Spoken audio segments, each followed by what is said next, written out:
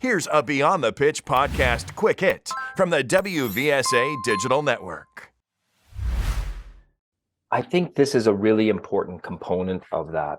One of the things that we have brought to the ODP program the last couple of years, like in our littlest age groups, is we're really trying to run under a philosophy as many as possible for as long as possible. So I think that there's inherently this rush to select really good, to select what is perceived to be the best players today. But the reality is that talent ID is complicated, it's hard, it's difficult. This is something that we train our coaching staff on. We talk about, we look at best practices. We try to link up and synergize and align our talent ID program in West Virginia ODP with what's happening with our U.S. soccer youth national team scouting network in terms of their player development frameworks and those things. We try to bring that into our coaches, which helps our ODP program. But then again, Marcus then folds out into the state to impact the state as a whole. Talent ID is really hard, particularly with prepubescent players, because we just don't know what they're going to look like. So there's this real rush to select the best players today. Well, sometimes those decisions can be incorrect because we actually overlook players who are born later in the birth year. We overlook players who are later developing athletically. Some players who tend to be a little smaller tend to have really good ideas, but can get run over by some of their current peers. So I think it's really important to recognize that talent ID is both about the performance of players today. What do we see in front of us? And then looking at the potential that player has to have over a period of time if the environment is right and some of those other key ingredients are there.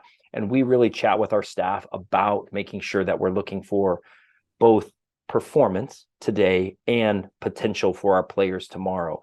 And I think that's a place of where in the past year, we've made real strides as a program to really putting some of that focus on the potential. Where could they be? And I think that's just an important part for folks to recognize.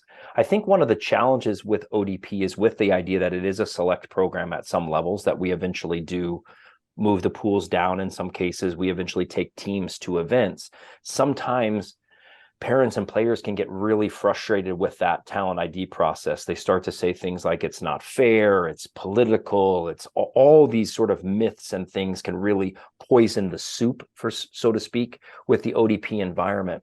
I just think it's really important to remember that just because a player isn't selected this year doesn't mean that they're not going to be selected next year. Just because she's not selected for an event here, she may be selected for the very next event. Sometimes I think with talent ID and selection, it's very important, and I remind this of our coaching staff regularly, is it's really important for players and parents to remember this word, yet. Sometimes I'm not there yet. Sometimes I'm not where I want to be yet. So when we tend to have these conversations about our players, we need to tend to stick that word on at the end, because I'm not where I want to be yet as a program director. Our ODP program is not where we want to be yet, because we're continuing to grow it on a regular basis. And that's the reality of player development and coach development.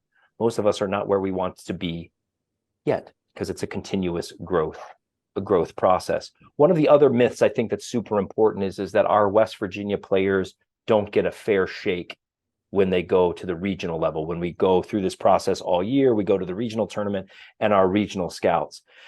And I think, Marcus, this is one of the things that I share with our staff as one of our mottos is the struggle is non-negotiable.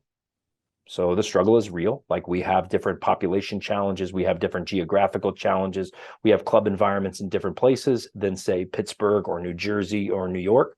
That's just the reality. And we may have to struggle in a different way to get our players recognized, or to get the right players selected. So that's why we try to do some of the right thing by talent ID. But that struggle is non-negotiable. It's the highway is never as easy as everybody would like it to be. And where this comes is that then it's also a place where sometimes we have to tell people the truth.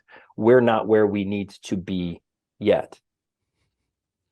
And I think that's a place of where we just have to remind ourselves of those things is that we can have a very good state ODP program. We can have very good players, and that they're not quite ready for that regional level yet.